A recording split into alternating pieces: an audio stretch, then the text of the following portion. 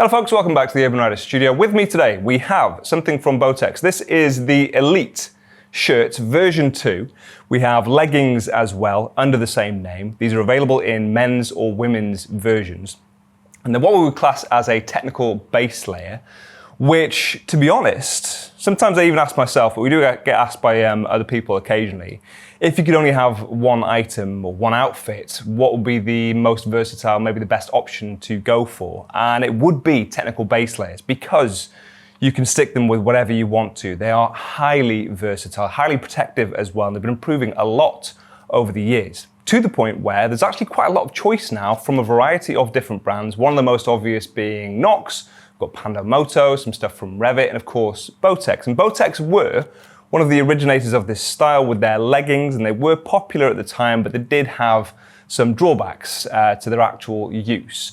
Those have been improved over the years, and it has been quite a few years now, and it's actually nice to see that Bowtex have come in line with a lot of their competition. There was a period of time where I would argue they were overtaken by a lot of their competition, and they now can stack up against the rest of the products in the market, especially with their Elite range, which is really their top tier. Both the shirt and the leggings have a CE AAA certification, and the shirt is coming in around £370, the leggings around £300. I think they've played it pretty smart when it comes to pricing in comparison to other items in this genre. They are slightly lower in price generally for items of equivalent safety ratings, but I'll drop links in the description. You can do your own comparisons and just have a little look at the other things that are out there. If you want to compare them to one another, there are a few things to bear in mind. So safety rating being the first. Some of them are single A approved, some are double A approved, some are AAA approved. Obviously the thickness does go up depending on which safety rating you go for. The higher the abrasion resistance, you kind of expect it to be slightly thicker or tougher. Some brands will mitigate that by having mesh panels on the areas where they can allow for that, and then thicker sections on the more exposed areas of your body. Some brands will go for the same layer across the entire outfit, and I'll get onto that in a few moments, but that is how Bowtex have managed this. So it's the same material across the entirety, which could be a good thing.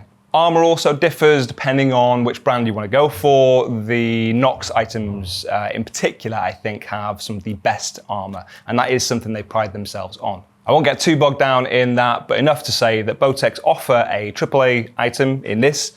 They have a AA item as well, and they are generally slightly lower in price than things of equivalent safety rating, with one exception, that would be the Elite leggings, which at the moment are at the higher end of the price spectrum. Now then, let's get on to the Bowtex Elite version 2 and some of the specifics. So first and foremost, this has a CE AAA certification. Same is true of the leggings. They also are available in a ladies version as well as a man's. Being the second version, there are some improvements. The overall fit and design has been tweaked.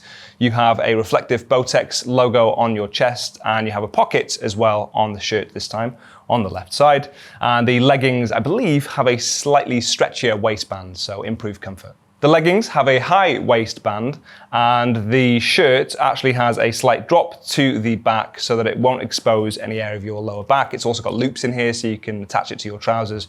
Just make sure they're not going to separate if you were to have a crash. It's constructed entirely from Dyneema, so 360 coverage that goes for the leggings as well. And I think even with some of their previous options, some of the first items on the market, especially in the leggings, they would do it sectionally, so they'd have areas that were slightly tougher, and those materials weren't that stretchy either, so not that comfortable to wear. And that is one of the big improvements over the years, and it has been quite a few years actually, generally across the board. So this is really flexible. It is really stretchy and very lightweight, obviously very nice to wear on a hot day. Now you can wear this by itself. Same goes for the leggings.